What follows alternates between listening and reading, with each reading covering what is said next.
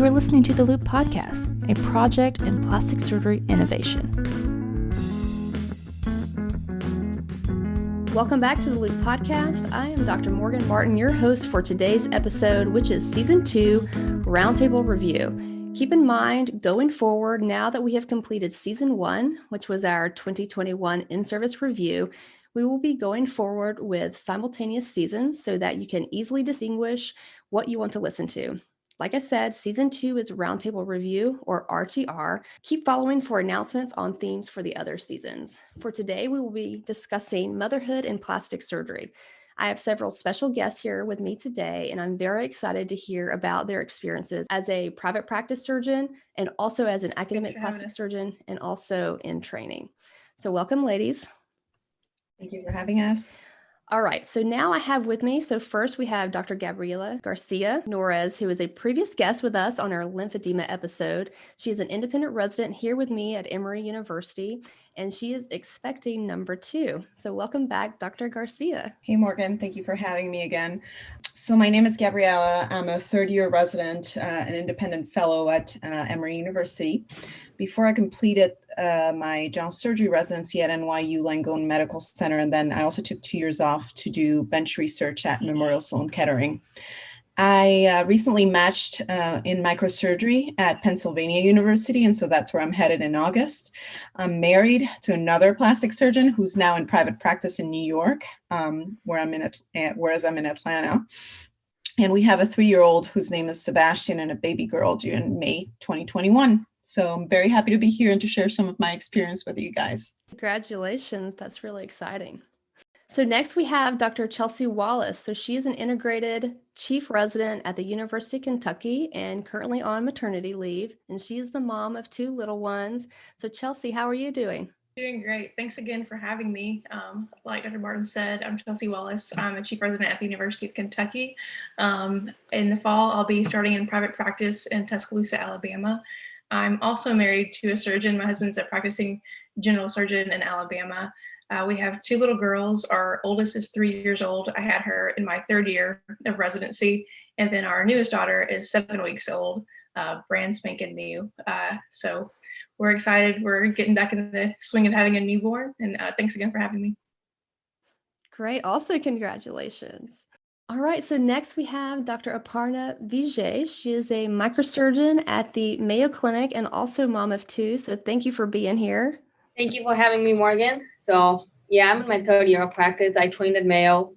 I actually did general surgery. Then I did 3 years at Mayo, and then I did a year of microsurgery fellowship.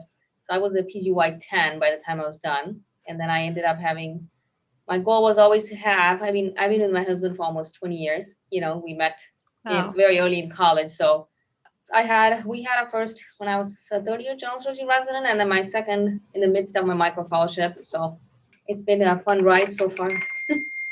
Wow, thank you for sharing that. All right, so next we have Dr. Rebecca Zaluzik, and she is a mom of twins in practice in Colorado. So how are you? Yes, hi, Dr. Martin.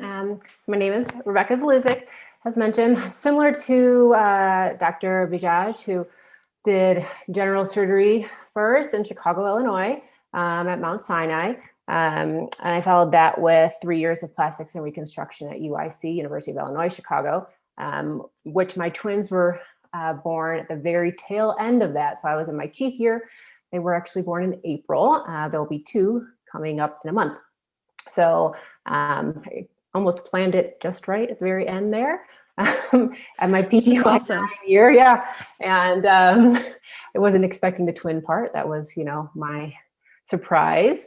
I then did an extra year in aesthetics, plastic surgery, and an ASPS-sponsored fellowship in Austin, Texas.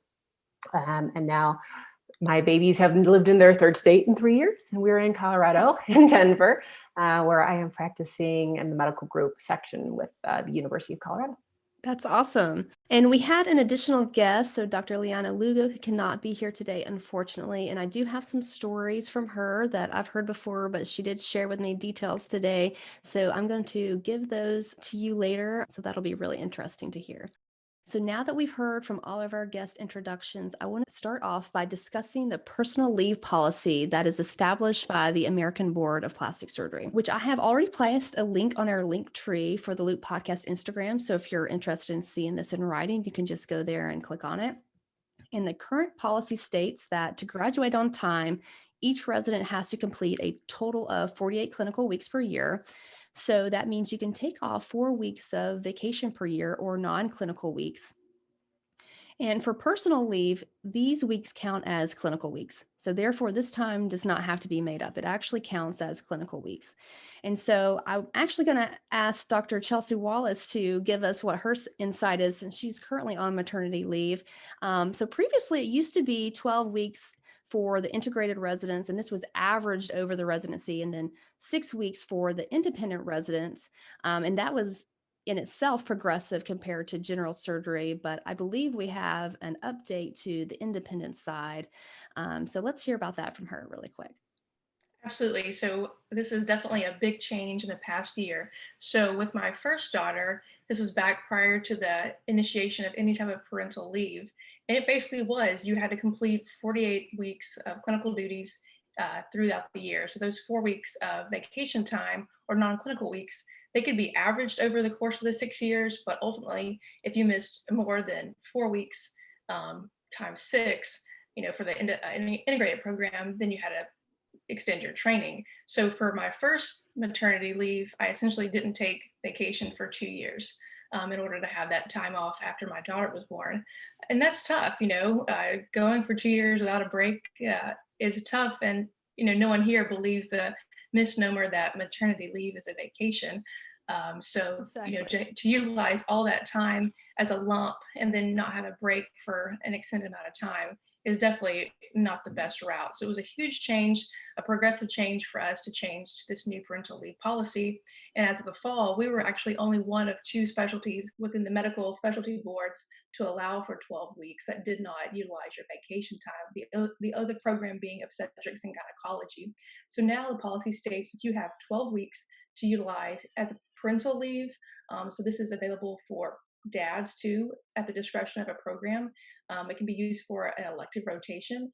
It can be used for really any health need, which came into play this past year with the pandemic and many residents needing to quarantine at different times. And these 12 weeks count towards your 48 week per year requirement. And additionally, you have those 4 weeks per year that can be utilized for a vacation, and they can be averaged over the course of your residency. And this is super, super helpful because many times pregnancies don't go without hiccups. There's complications either during pregnancy or after the baby's here that may need a little bit of extra time here and there, so you can borrow and pull from other years. And that keeps you from having to be stressed out to think like, hey, there's no flexibility. Otherwise, I'm going to have to extend my training, which we all know has implications from delaying fellowships, to delaying your board eligibility, delaying getting a job. It's definitely not a benign thing to stay a little bit longer. So it's definitely been a much, much more pleasant experience this time, having that extended period of time to recover. Because I know for me right now, my new daughter, she's still not even really taking a bottle yet. So I can't imagine going back to work tomorrow and thinking my child, I don't even know how she would be fed, because, sometimes babies go on a schedule and sometimes they don't. So I think it's a definite plus, a progressive move by our board to finally be up to speed with this new leave policy. Yeah, that's incredible. I'm really proud of plastic surgery for being so progressive. And hopefully the other specialties will follow, especially with general surgery, because I know they are lacking in that policy. I think it'll overall improve. This past year, the American medical boards overall are requiring 6 weeks per specialty that does not take away from a resident's vacation time. So small improvements. I don't think that's where it should be, but sometimes baby steps are needed. Sure. Chelsea, I have a question. Maybe you can clarify. Is this unpaid leave the extra time that you take off, like as of now? It is not guaranteed to be paid. So for my particular situation, it was paid based on the human resources policy for our hospital. Fortunately for me, and like a lot of residents, I had never utilized a sick day. So I had built up several sick days or paid leave time. So almost my entire leave is paid, fortunately. But per the policy, I do not believe that it is required to be paid. That's a very good point because I have heard stories from other residents who Yeah. say that although, yes, they could take more time off, it is unpaid leave past that, I believe, 4 weeks of vacation. So that's a very good point that anyone that is maybe in the application process, that may be something that you need to look for when you're evaluating programs. That's a very good Absolutely. point.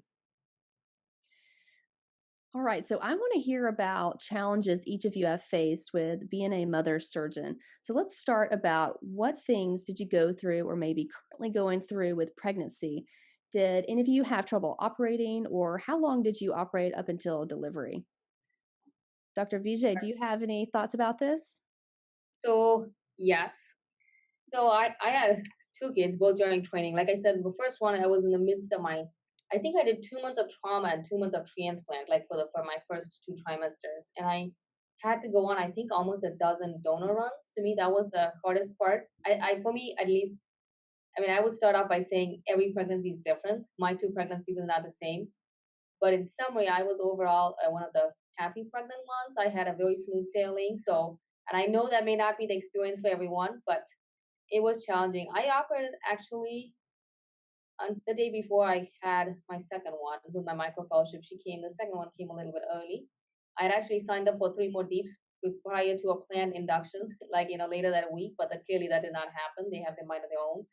It was hard, but I like to think that I had a great time during my fellowship. I would tell you, they were so supportive. Maybe it was also because I was more comfortable talking about my pregnancy, about nursing, taking breaks. The first time around it was a little awkward saying, hey, I have to go to pump. It takes a while to get past that awkwardness of saying that. Second time around, I really didn't care. And they were very supportive, and people surprise you. You would think that, I think they're much more welcoming. Like, everybody's been through it. I would say 90% of my partners are parents, so they all get it. I think I joke that it helped me become a better deep surgeon. My routine was I would always I think the fourth trimester was much more challenging than my pregnancy for me at least. I had a routine. I would pump. I would come in, mark my patient, and I would say, okay, I'm gonna go pump while you guys prep this patient, and I would go. I would come back, and I wouldn't take a break till I had both my flaps out, which was usually around 3.5 hours, so which was around 11:30. Then I would take a break to pump. Then I would come back, and then I would do the second micro. I finish up the first micro. Then I don't take a break till the end of the case, and then while they're closing, I would say, okay, you guys get the patient on the table. I'm gonna go pump, and then I see the patient in the PACU. So when you do 4 deeps a week, like during a fellowship every single week, like you kind of get used to the rhythm of it. And I think it's people surprise you. I really found that everyone was so welcoming. Nobody had anything to say. They're like, hey, if you need to go, like I was offered so many breaks. So I think I had a positive experience. Thankfully, I did not. A couple of my friends had really hard time with pregnancy standing. Like standing for a long time can be hard. You know, my first one. Now that I say, I was not all rosy. Maybe I did have some oligohydramnios with my first one. Probably because I didn't want to drink too much because then you have to take too many breaks when you're scrubbed in. So they told me you're just not hydrating yourself because you wanted to go 4 or 5 hours without taking a break. So I I literally was told that I would end up with a C-section if I didn't fix it. So then I had to really step on my hydration, and it worked out. But yes, there was a time. But yeah, so that was my experience. I would say overall good. Awesome. And I definitely had the same issue with pumping I only have one. So when I was in general surgery, I was not scared at all to be like, I need a computer. I've got to work. I'm going to pump in the lounge. So just don't look over here. All right. So let's hear from Dr. Garcia. So what is your experience right now with being pregnant and operating and Yeah, so challenges of being a surgeon while being pregnant. There's a lot of them, I think. Pregnancy yeah. for me was tough both times, I think. The first time I ended up with carpal tunnel syndrome on both hands and then tenosynovitis after delivery, which was not great when you're trying to do a lot of bariatric surgery as a general surgeon. Um, Right. the calls are also kind of crazy. So I do recommend that whomever's listening and if they're pregnant, try to schedule most of your call at the beginning of pregnancy because even if you're really tired at the beginning, you will be much, much slower on your feet by the third trimester. If you don't get sciatica or like lower extremity edema or low back pain or something like that. And then I think that if we're talking about breastfeeding, one of the first challenges that I thought I wouldn't have when I was coming back was trying to coordinate breastfeeding with a busy OR schedule and trying to tell your attendings in a kind of Not awkward way. secretive way that you have Right. to step out to pump because otherwise you're going to be contaminating the OR field or something else, you know? Also, one of the main, I think things that need to change in the future is that most hospitals still don't have a true lactation room. I think that one of the reasons why I decided to stop pumping on my first one was because I was in a rotation where there was no lactation room and I had to pump in the ladies' bathroom in a stall with, which is a little troublesome to say the least, especially when other people were using the other stalls. So that kind of turned me off a lot from pumping. And I think that was it for me. It was a lot of fun though being pregnant because nurses and attendings are all nicer to you when you're pregnant too. Yes, like let me lift that patient. Awesome. Thanks so much for those comments. So now let's talk about, so after returning back to work, what are some challenges you have faced with childcare? So I know multiple of you have complex family dynamics and maybe your partner is living in a different city. So this is for Gabby. So tell me about your challenges with having your husband and fellow plastic surgeon in a different city. Yeah, we did not really plan very well ahead in terms of like fellowships and work. But yes, my husband's currently in New York. He's in a private practice, and he's been there for a year and a half now. So we've been kind of seeing each other twice a month, if not 3 times a month on weekends at best. Especially now with COVID, it was a little bit more of a restrictive issue for us, but we've been trying to make it work. It's kind of hard in terms of childcare. The thing that I have to share is get yourself not 1 or 2 or 3 nannies, but a whole network of nannies, because those women are taking care of like the most precious thing that you have in your life, and that's your kid. And for example, my nanny will come up around 5:50 a.m. sometimes and can stay late until 11 p.m. at night if I have to stay late for a deep or for another case. And she's incredibly understanding, but because she's an amazing nanny. I also have a second nanny that can come when my first nanny cannot come or has an emergency. And finally, a nanny that comes in on the weekends when I have to round or I have to be on call and my husband can't make it that weekend. So like I said, I have a whole network of support system with me, but that's because I don't really have family in the South. I'm originally from Peru, and so most of my family is still in Latin America. And my husband's family lives in Connecticut, and my husband's in New York. So if you don't have your family next to you, like your parents or your, in-laws to help, please do think about like getting 2 or 3 of these like wonderful women to help you. Because it's very, very challenging to try to do it on your own. Yeah. And for whomever are the future plastic surgery residents that are listening, if you're thinking of getting pregnant or having kids during residency, or even as a female surgeon, I think that we all would agree to say that when you're at work, you're constantly thinking of your children. And when you're with your children, you're constantly thinking that you may be missing some stuff at work and feeling inadequate, but it's all normal. And, it's one of the challenges that it is to be a woman in surgery. Yeah, for sure. And that is such a huge financial burden, I mean, like all these nannies. And my Yeah. question is, what do you do when you're on call? Do you have an on-call nanny or do they stay in house with you? So my on-call nanny, which sometimes is a fourth nanny, will actually stay the whole weekend if I'm on call that entire weekend and my husband can't make it because he's on call at his practice or there's another emergency. So, yeah, it's been very challenging to say the It's least. okay. I'd love to chime in on this topic because I'm in a similar boat. My husband is also a surgeon in another state. Yes. And for a lot of my first daughter, after she was born, we were both in residency together. And so the childcare aspect is a huge deal. And actually something I've become super passionate about because the financial aspect is not something to be overlooked. We did a survey actually of plastic surgery residents, and we found that for plastic surgery residents with a child, per child, they spend on average $1,800 a month on childcare. And that's compared to a national average of $800.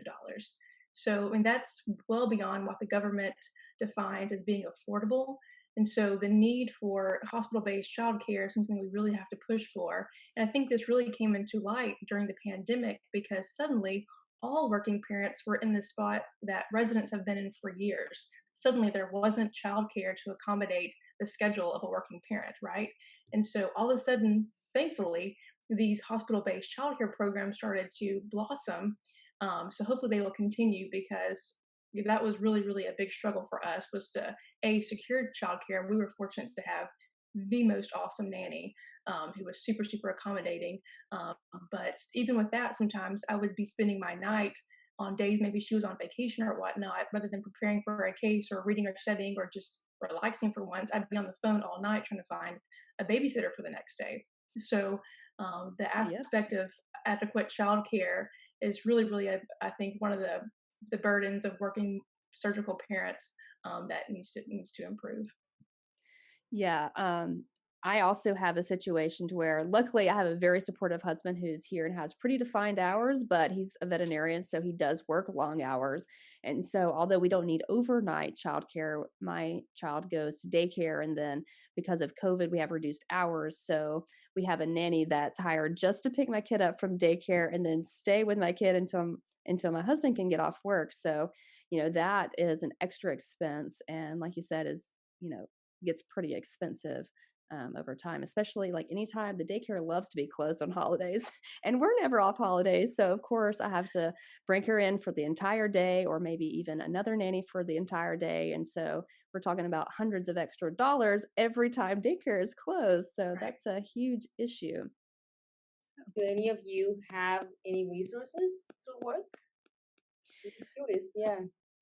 So for Emory University, I actually do utilize this. So we have what's called Bright Horizons. So we get, I believe it's 10 days a year of kind of a fixed discounted rate or $15 an hour that they will send a nanny that's, verified with like CPR and like all this stuff. And so you can trust them to send someone reputable to your house. And so they'll send you in-house care in less than 24-hour notice. So I believe it's by 9 p.m. As long as you submit the request, the next day they'll have someone there early the next morning. So I use that all the time, actually. The problem is now that with COVID, they don't allow sick kids. So that's kind of an issue because if it's ever last minute, it's always because your kid has a fever. so that, doesn't really work for that situation. No, we have the same through Bright Horizons, I think. But we additionally, at least here, I mean, I've been at three institutions now. And Mayo, we also have in-house sick child care, children's R&R, which I think is huge. I mean, there was a time my daycare said, she has like a slight temp, she was fine. But I was in the midst of cases at another case. I actually had to, so I ran outside. This was when I was a resident here, not when I was. So I took my patient on the table and I said, well, we'll come back. During my break between cases, I picked her up from daycare. I brought her, dropped her off in the sick child R&R. And then I came in, did my last case, and then I picked her up after. But it is kind of a nice luxury. It is hard. Yeah, it's when they're sick, you can't, it kind of puts you in a pickle. I don't have a good solution. It is just actually one of my main questions when I was interviewing, because obviously I had my, children at the end of my first fellowship before second fellowship and my job now. And none of the places that I interviewed with had childcare, but it was, top of my list of questions. And while I'm affiliated with the university, I think University of Colorado has an affiliated childcare daycare kind of system, like some of you ladies have been chatting about. But my office is like so far away; it would have been probably more money and gas to get there than to. We ended up hiring a full-time nanny to come to our house, and partly was because I was moving straight here and I had no idea what the daycare situations were like. I hadn't had opportunity to vet them. And so we just lucked out and got an awesome nanny. But it would be so much easier if, every health system had that option somewhere within. I think they would increase their candidates by a lot, because that's a big factor for a lot of parents. Yeah, you're absolutely right. There was a study from Stanford a few years ago, and the number one the number one factor that females felt would enhance their success in their career advancement was a flexible work schedule and access to nearby childcare. And those are pretty basic fundamental things that I think would really help break down a lot of the barriers that we face as female surgeons. Yeah, that's a really good point. And we can also talk about people, surgeons in training or in their practice who are putting off having a child because they're worried about this financial burden. So I know myself, a lot of my friends are getting pregnant, Dr. Garcia, right? And, I would love to have another one, but it's just the thought of having additional childcare. Can I afford it? I actually don't know. I mean, I'm a doctor and I don't really know if I can afford to have a second child. I mean, that's crazy, right? And the second thing is, my work hours. I don't know if my husband can, take care of getting two kids ready in the morning. I mean, that's just something that, I'm going to have to hire maybe a morning time nanny too. So it's just crazy to think that, as successful women, we're putting off having a family for these reasons. I wouldn't say I'm quite in the situation, kind of. So my children are two, and I think had I not had two at the very beginning, now would be kind of the natural time of with my husband and I thinking, do we want to have either that second child or whatever, because I come from a family of five, we're all close in age. So that was always kind of my dream. Maybe not to have five kids, but to have children close together. That's really fun. But yeah, so I'm, a new attending. I'm in my first 6 months of, being a grown-up physician, and my practice is growing, but it's very slow, like most new practices are, and especially when you're relocating from out of state, you don't really have a presence or a name, and I'm sitting here thinking, I pay so much for childcare now. What if we're adding a third? And then I'm taking time off. I'm an RVU based surgeon, or I will be right now. I'm in my kind of glorified, guaranteed salary time. So we've had this discussion. Do we just go for it now? But will that decrease building my practice? Obviously, if I'm going to take time off, or do we wait until, I'm established, but then I'm on my RVU base, and taking 3 months off will definitely put a big dent in, the finances for that year. I know that if I have another child, I'll have a C-section because I did with my twins. So that's an additional time that I would need to recover. And it's, and I'm 38. I'm not, I'm getting to the age where it might be harder to have children, even though 38 is not old. And they're all just things I never thought that I would have to think about, because it's just like, it's silly. I'm a physician. Why do I need to think about these things? But it's kind of overwhelming sometimes, and it can kind of freeze you in your, in the spot thinking, children are important decisions. Why am I basing it off of, some of these factors? Yes, thank you for sharing that. That's definitely something that we all need to hear and think about, especially, women who are thinking about a career in plastic surgery, just knowing that, yes, it is possible, but, there are a lot of challenges that we do go through. So now I actually want to, since we're talking about childcare, I do want to share a story from Dr. Liana. And so interestingly, so she actually couples matched with her husband when she was going into general surgery. And they decided, although they were going to different fellowships, that, it was time. So they decided to get pregnant their chief year of general surgery. And so they took fellowships across the country from each other. So like many of you are doing right now. And they were apart. And she moved to Alabama with a 6-month-old by herself. She had no family. She's from Puerto Rico. So she was there by herself. So same situation with issues with childcare. And she did have a nanny that came every morning because her daycare didn't open until 6:30 in the morning. And she had to be there earlier than that to round and to mark patients and to get ready for surgery. And so one of my favorite stories that I've heard her tell before is that, so her daughter Elena, so nanny texts her the morning of saying that it's coming a storm. I can't make it. I'm not going to be there. And she's like, I have a deep flap like right now, and it's my responsibility. I got to come in, I got to mark the patient, and I got to have all this stuff before OR start time at 7 a.m. And so because of that, there was a visiting medical student from Colombia. So shout out to Dr. Margarita Prada at the time. And I'm still connected with her on Facebook. So hopefully she'll hear this. So she called up Margarita and said, could you come and just sit in the car with my kid while I go in and mark the patient? So she drives to pick up Margarita at her, where she's staying, takes her to the hospital. Her and Elena's in the car together. She goes and marks the patient. And then she has to drive all the way to daycare to drop off the kid, which if anyone knows anything about Birmingham, her daycare was all the way down 280, which is like a nightmare for traffic. And if you're trying to get to UAB, I mean, if it's 7 a.m., you're going to be late for work. Okay. And so somehow she was like, it was a miracle. She made it all the way to daycare and all the way back to the hospital and was in the OR before the attendant got there and was not late. So she said it was a miracle. And she's just like, thank goodness Margarita was able to help me that day. And the most incredible thing she told me about this story is she did all of this and she never told the attending, and he never knew, and he still doesn't know what she did that day. I mean, that's just incredible that, like, I mean, he's super nice guy, so I'm sure he would have been very understanding. But, the fact that we do all these things and, not everyone knows all the things that you have to go through. And I thought that was just an incredible story. So I'm glad she shared it with us.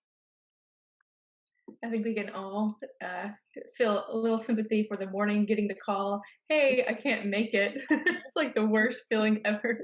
Absolutely. Yeah. I think it's good, that that's an interesting story. But I do think, at least now that I'm on the other side, on the faculty side of things, I wish my residents would tell me. There's no need for them to put that much pressure on themselves. Like I have a pregnant resident right now, and I hope they're comfortable sharing. Like just because, I feel like, I mean, I used to be one of those people. I mean, I did 10 years. I was a PGY10, and I've not taken a single sick leave not a single sick day during 10 years of residency. But maybe it was not the right thing to do, So I try to encourage, at least now that I'm on this side, I wish they would tell me, yes, I know they try to handle it, but maybe it's time to change that a little bit. Yes, that's a very good point. So, changing the atmosphere, the attitude, and, what is expected, we should be, talking about it, and it should be okay, just like you said. So that's a very good point.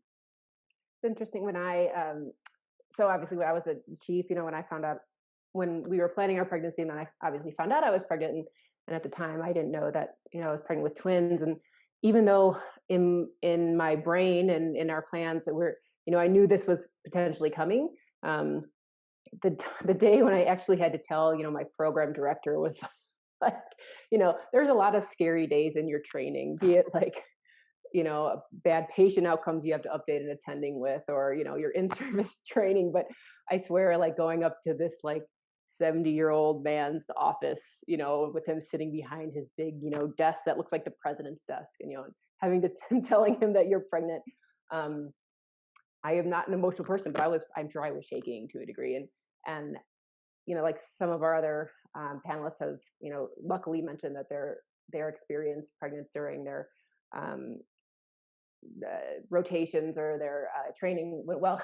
Mine actually ended up going very well, but when I told him, he just smiled and he just gave me a hug, and I was like, oh, thank the Lord. Like, and it's so funny that I had this expectation I was going to get yelled at as a grown-up 36-year-old woman at the time.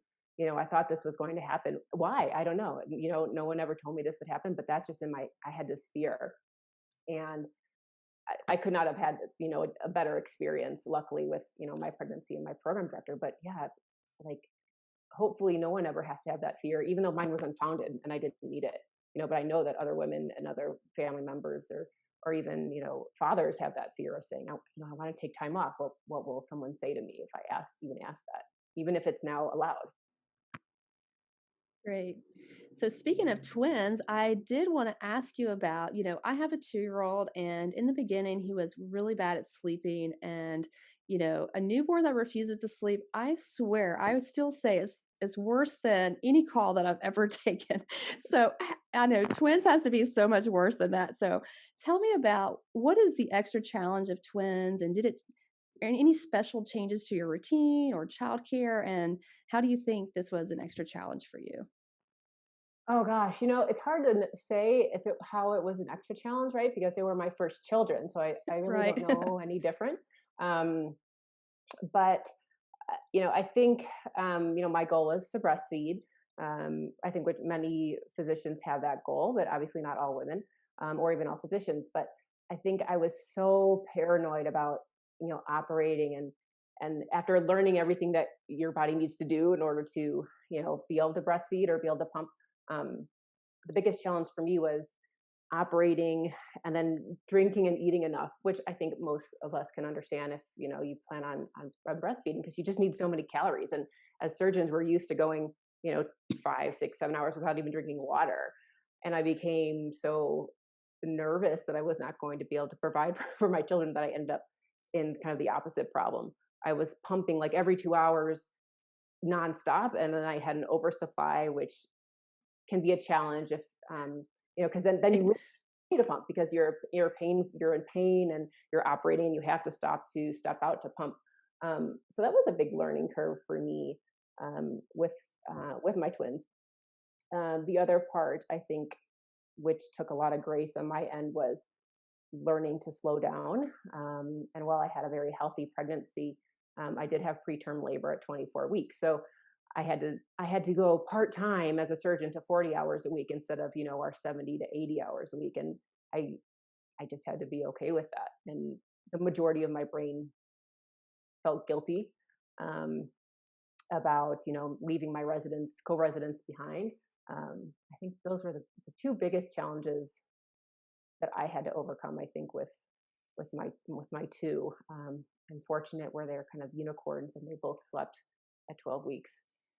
Oh, I'm so jealous. Oh my gosh. We bought a snoo. It was a big investment and it worked for them. I don't know. I endorse the snoo as well. Oh man. Oh my gosh. I'm going to have to. Like a whole month's worth of salary for 2 of these. I don't care. I'm just, we're buying them. I heard you can rent them. My friend rents one. So I think I'm just going to rent next time for sure. They were a lifesaver for us. And talking about the guilt, so when I was pregnant, I had IUGR. I ended up with a 4-pound, 4-ounce baby at term. And, they knew early by like 30 weeks that I was already going to the high risk doctor. And, I was told, slow down, all this stuff, but it was so hard. I felt so guilty, especially because I felt fine, like I wanted to do the big long case, especially, because I had a small baby, I didn't get that huge. And I'm like, I'm operating, this is fine. But it was really hard for me to slow down because I definitely felt guilty. And, my attendings had to say, you need to take a break, you need to eat, all this stuff. So I definitely sympathize with that because I think it's hard as a surgeon to do that for sure. And I actually was fortunate in other ways too, in that the funny thing about the year in my program when I was pregnant was about 2 weeks before I decided I was going to, break the news. So I was a third year because it was an independent route. One of my second years, told us, hooray, my wife is pregnant. We're doing, I think, my babies were born in April. They should have been born in May. We were a little early. And I was like, oh, okay, wow. He's a second year and they're due basically like 2 days after I'm due. And so 2 weeks later, I kind of dropped the bomb that we were having twins. And then no joke, 3 days later, one of my first years, his wife was pregnant, also due the same week, the beginning of May. So we had one resident a year, myself, being female, being pregnant, and then, 2 of our physicians' wives. And somehow, by some grace of the scheduling gods, for most of my pregnancy, I was paired with these 2 male residents. And so they basically treated me like I was their wife. They're like, because we were at the same stage the whole time. And so they're like, Zaluzec, stop it. If my wife were here and she was doing this, I would be so angry, or if someone didn't support her. And it was just, I felt guilty because they were doing extra work. So I wanted them to be home with their wives who were, experiencing all the same pregnancy craziness. They were all of our first babies that I was experiencing. But they were, again, like so supportive. And then, of course, we all ended up having our children literally within 6 days of each other. So then our program like imploded. Oh my goodness. That's crazy. All right. So I want to talk about unique experiences in academic surgery. So Dr. Vijay, so tell me about your experience and, can you talk about your balance of life, work, and the academic world? So, yes. I mean, I consider myself lucky that I came back to a place that I was very familiar with, back to practice. I mean, because I spent 3 years here and I was gone for a year back here.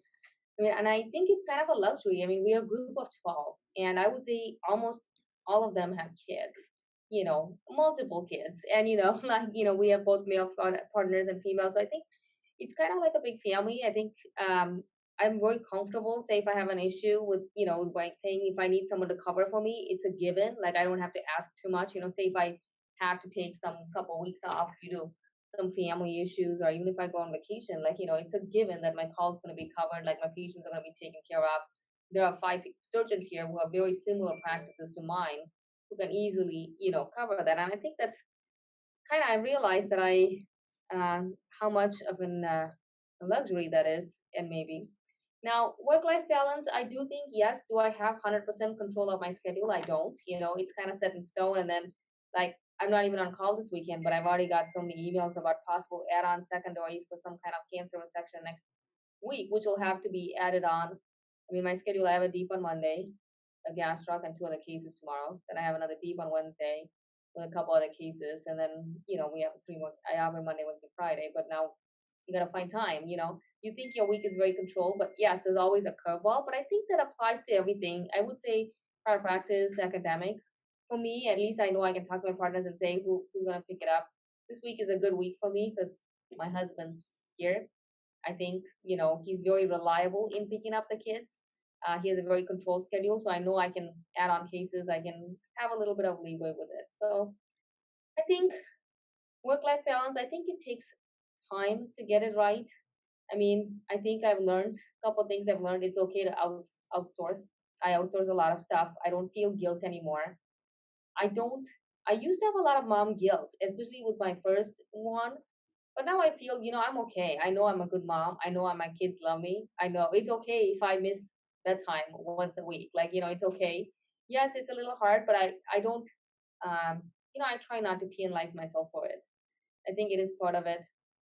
What else I would say? I think it's a work in process. I do think parenting is a team sport, and it doesn't necessarily just include just your spouse. Like, for me, it includes my work family, like my OR staff, like, everyone. I think chips in. My fridge has like 5 numbers: backup 1, backup 2, backup 3, as to who's going to pick up my kid.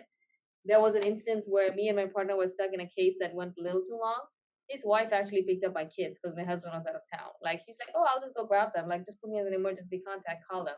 So yeah, she did it. So I think it's nice. Being in financially, I think there are a lot of advantages and disadvantages to both. Like, I mean, I don't have any experience with private practice, but I would say I don't have to worry about, say, if I do have another child, maternity leave is a given. It's here.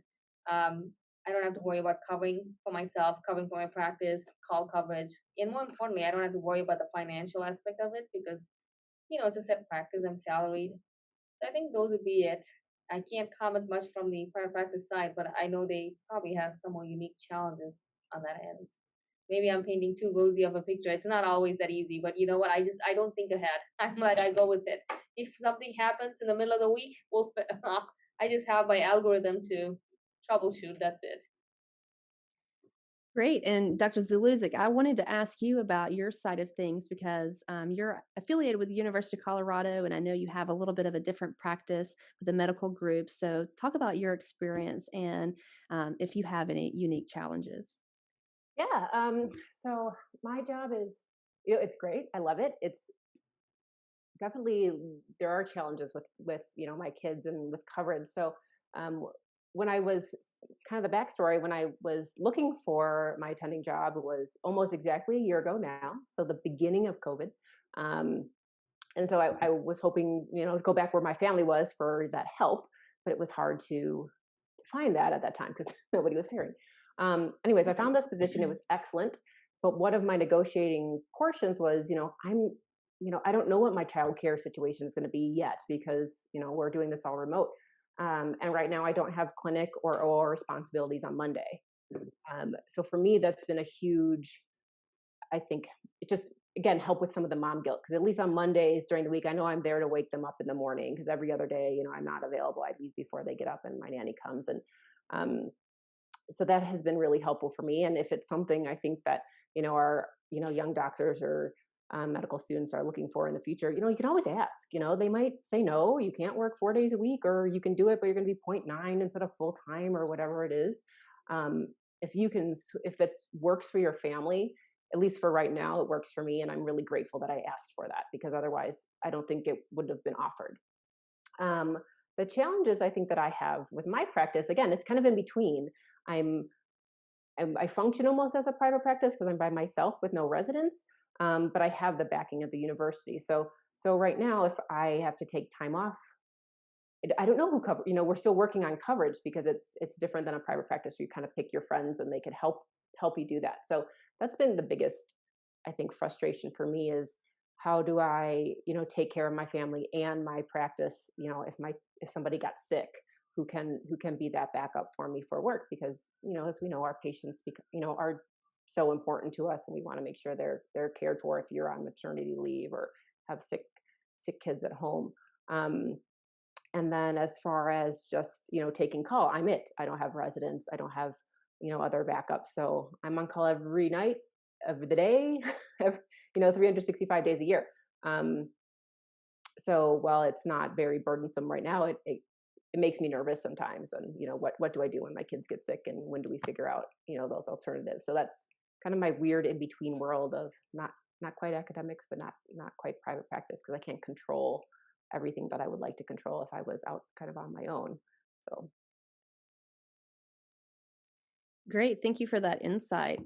So now I want to hear from, both Dr. Wallace and Dr. Garcia, currently in training. So if there's anything that you could change about either postpartum practices or current leave policies or call or anything, maybe even things that could help facilitate ability to breastfeed, what would those changes be, and how do you think this would help surgeon mothers that are currently training? The first thing I can think of was the in-service exam. You got no extra time to pump, and so that was tough. You have to choose: am I going to pump? Am I going to pee? Am I going to get a snack? And so I really encourage ACAPs to add some time on for lactation in the upcoming years.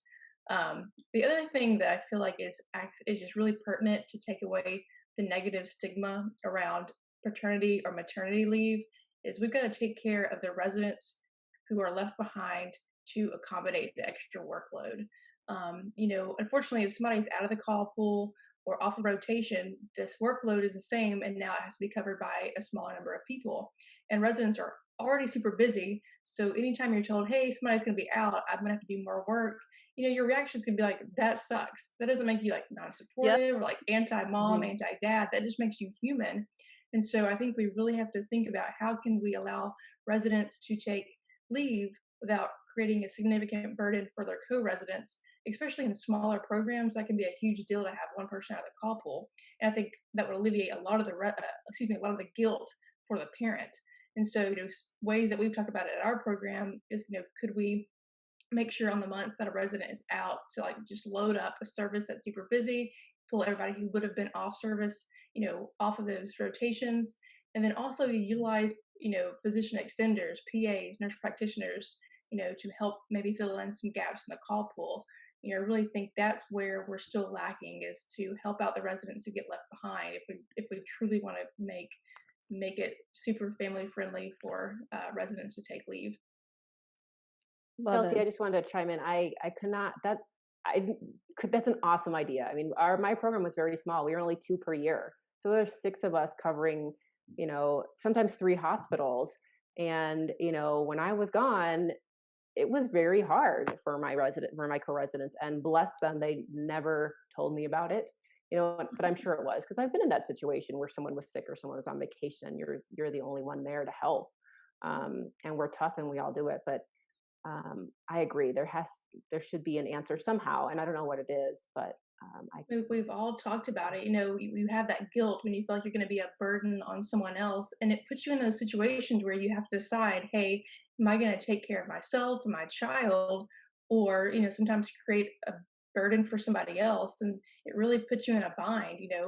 For me specifically, this year, my OB, right before I was planning to deliver, was right at the peak of the pandemic, and she was like, you got to get out of the hospital. You can't, at this point, the numbers are skyrocketing. It's not, you can't risk, getting COVID, the days before you're supposed to deliver. And so I ended up taking my leave earlier than anticipated. And you're like, I was distraught thinking like, what am I doing? It was totally just kind of leaving people to pick up the pieces of what I felt. But then on the other side, I was like, I'm having my provider here tell me, hey, you've got to get out of there. So, if I didn't have the guilt of like leaving my co-residents behind, it would have been a much more clear decision in hindsight. I'm like, I'm so glad I made that decision. But at the time, I was really kind of mixed, and it really shouldn't have been a mixed decision at all.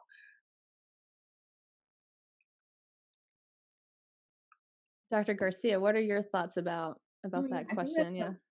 that's a really interesting point of view. I was very fortunate where I trained in a program that was really big, so we never really had problems with coverage in the sense that we had a set amount of call that we took, and I basically just front loaded all of my call because I knew I was pregnant at the beginning of the year. So I made it so that I didn't really leave any extra call for my co-residents. But I did want to touch upon a thing that I think was really hard for me is a lot of women, when they get pregnant, they don't realize how much harder it's going to be to come back um, after maternity leave and have to adapt to, the same workload that you normally used to do without any issues as a resident and, a high functioning individual, and now have, a 2-month-old that is basically on Q2-hour feeds overnight. And you're coming back to being on trauma call, and you realize that you're sleeping more when you're on nights on trauma than you are sleeping at home because of those Q2-hour feeds. And both you and your husband are zombies for the next 3 months, and you feel it's a little unsafe for you and for everyone, right? Right. So I think that that's something that was very surprising to me because I spent so much time planning pregnancy and immediately being at home with the baby and organizing, like everyone said, trying to power pump and be the best mom possible and overcome all those challenges. And then you return to the hospital, which by the 5th year when I had my child, to me was my home and my place of feeling safe. And when you're a chief, pretty much everyone in the hospital, everyone already respects you and trusts you because you've proven yourself. And then feeling again challenged because you feel like you're giving only 10% of what you could give as a resident and as a doctor because you're so exhausted all the time that your brain can't work.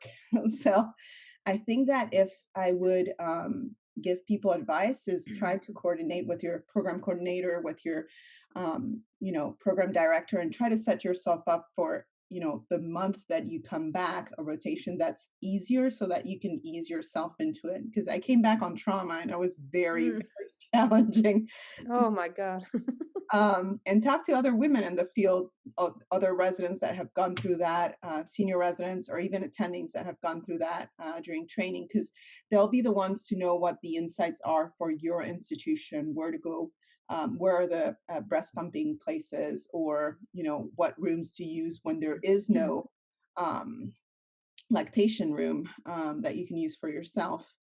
I think coming back to work to me was emotionally and physically and mentally very, very taxing, especially when your body, at 1 month and a half, or some of us come back at 1 month or 1 month and a half after delivery, is still going through a lot of hormonal and physical changes.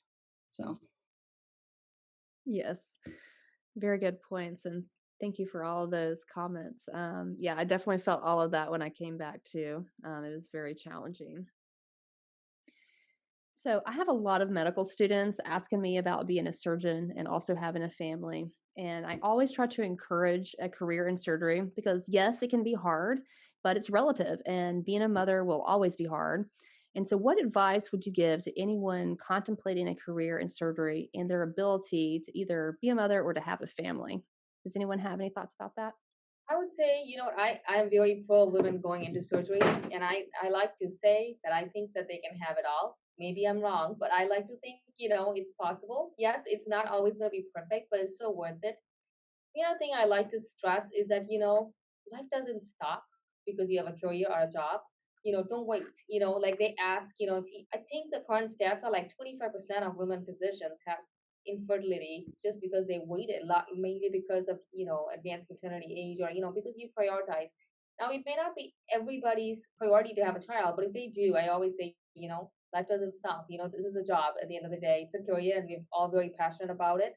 I do think it may not always be smooth sailing, but it's so worth it. Like, just go for it. I think you can have it all. And I think this nowadays, I think there are so many role models, and I don't think you need to necessarily just have a female mentor. I think there are a lot of, I think everyone is supportive, and I think having people to talk to, I would at least encourage them the discussion. That's what I would say. I don't regret my life choices. I think it's been challenging. There's been days where I'm exhausted and I feel like I'm a bad mom. Like, there was a day recently I went to pick up my kids from daycare. I have 2 kids. I picked up one and I left.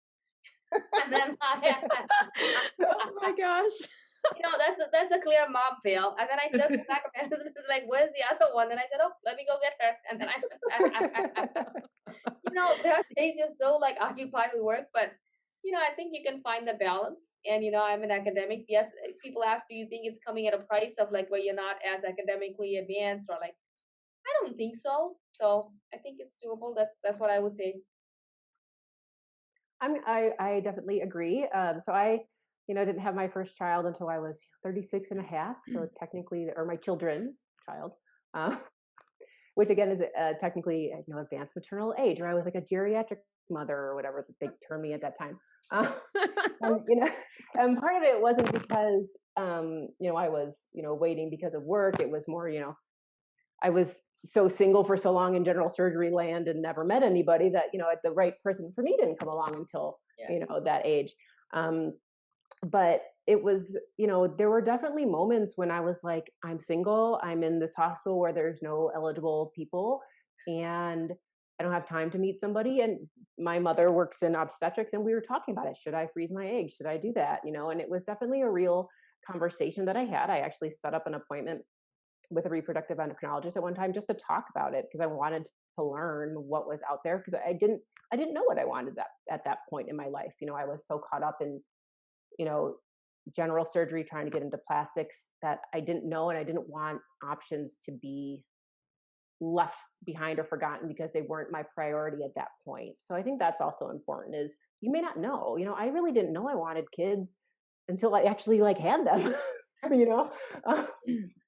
and, am I the best mother? No one's going to be the best mother on every day of the week. And to be honest, most of us don't know how to be a mom when we're first moms, just like you don't know how to be a surgeon when you're a general surgeon. My first day of plastic surgery was already 7 years into my training, and I didn't know what I was doing, so you just, if you want it, you will find a way, via, surrogacy, IVF, you're having your own children. If you want to be a parent, there's so many ways out there for any of us to be parents. And you just have to know, it's like stepping in the hospital day one. What am I doing? I feel like that most days. And you know what? At the end of the day, my children are happy and healthy, and I'm not perfect, but, I'm glad that I had the chance and that I didn't wait until, having infertility issues. And that's actually probably why I had twins, because I was older. My doctor was like, yeah, this happens when you're older. Sometimes you have 2 eggs that pop out instead of one, and wow. And I was like, oh, okay. So there we go. Yeah, that's such a big, important topic about surrogacy and freezing eggs and all of that. That's probably something that, maybe I can get a specialist to come on and give us all of those details. And because that is definitely a very important topic that maybe we can revisit that in the future for sure. I mean, I obviously didn't go down that route, but I'm glad that I had the conversation, because it made me feel at least that I explored that option and knew that it was or was not right for me. Right. All right. So thank you everyone for being here today. So this was such an incredible discussion, and I really think this is going to really help those women that are maybe nervous about starting a career in surgery. And even though it's 2021, women are still sometimes discouraged from following their dreams because it may not be, quote, family friendly or female friendly. I definitely got that during my training early on. And my response to that is, first of all, so as a woman, you don't have to have children. But, if you choose to create a family, you also don't have to be the traditional definition of a mother. You can be a surgeon, you can be a boss, a leader, a successful breadwinner, and you can also be a mother. And, it's okay to outsource everything, have multiple nannies, and, outsource your meals, your laundry, everything. Don't be ashamed of that. And it's also okay to be a single mom or a stepmom or a dog mom. That's okay. And I want to challenge all those listening to redefine what is possible in our minds, because as you have heard from this panel, you can be incredibly successful in your career as a plastic surgeon and also be a mother. So I want to just open up for any final thoughts. So I'm very encouraged by everything that we've been able to talk about today. I'll give you the advice that was given to me by my chief resident. She was also a surgeon mom. She said, if you want to have kids, if you want to be a mom, do it. You're on your own timeline and no one else's. Love it.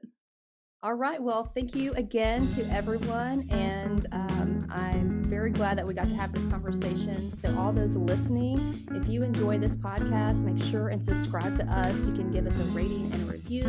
And we will continue bringing you weekly episodes addressing both life and education in plastic surgery. And you can follow us on Instagram @The Loop Podcast to get in the loop.